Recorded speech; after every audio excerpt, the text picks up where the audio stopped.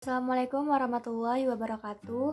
Perkenalkan, nama saya Kansari Kahazalpa, NPM 1915041028. Di sini saya akan menjelaskan materi tentang prinsip dan mekanisme sedimentasi mata kuliah Operasi Teknik Kimia 1 dengan dosen pengampu Bu Lia Lismeri, STMT.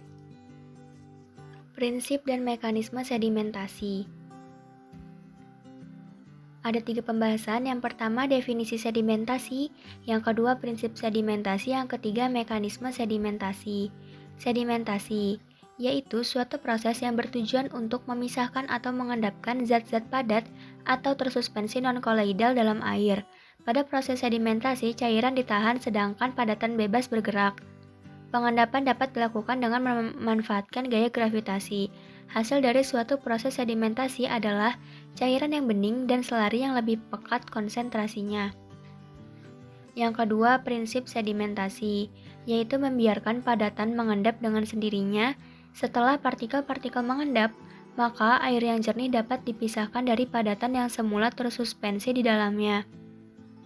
Cara lain yang lebih cepat dengan melewatkan air pada sebuah bak dengan kecepatan tertentu, sehingga padatan terpisah dari aliran air tersebut dan jatuh ke dalam bak pengendap.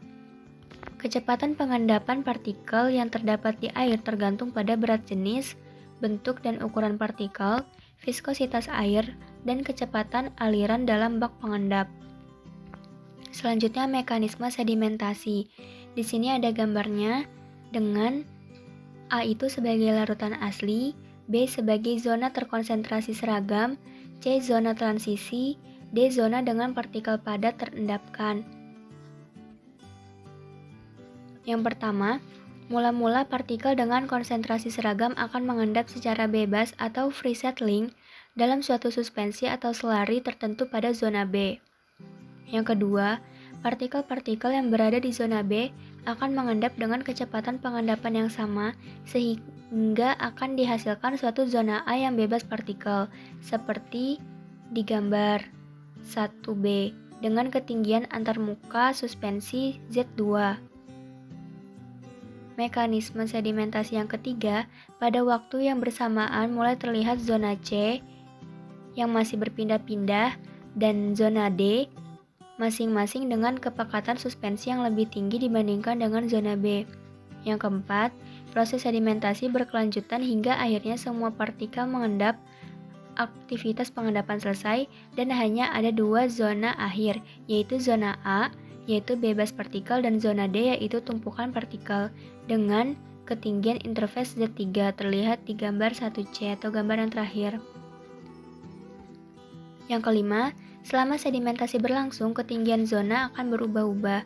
Yang keenam, zona A dan D akan tumbuh membesar, sementara zona C akan semakin kecil dan lama-kelamaan akan menghilang. Yang ketujuh, keadaan di mana terdapat 2 zona akhir, yaitu zona A dan D, disebut titik kritis. Sedimentasi yang terjadi tinggal pemampatan padatan pada zona D dan berlangsung sangat lambat. Sumbernya yang pertama dari buku Gen Koplis dengan judul Transport Processes and Unit Operation edisi ketiga. Yang kedua dari buku Ajar Pemisahan Campuran Heterogen 1 oleh Bu Yulia Darni, Bu Herti Utami, dan Bu Lia Lismeri pada tahun 2016.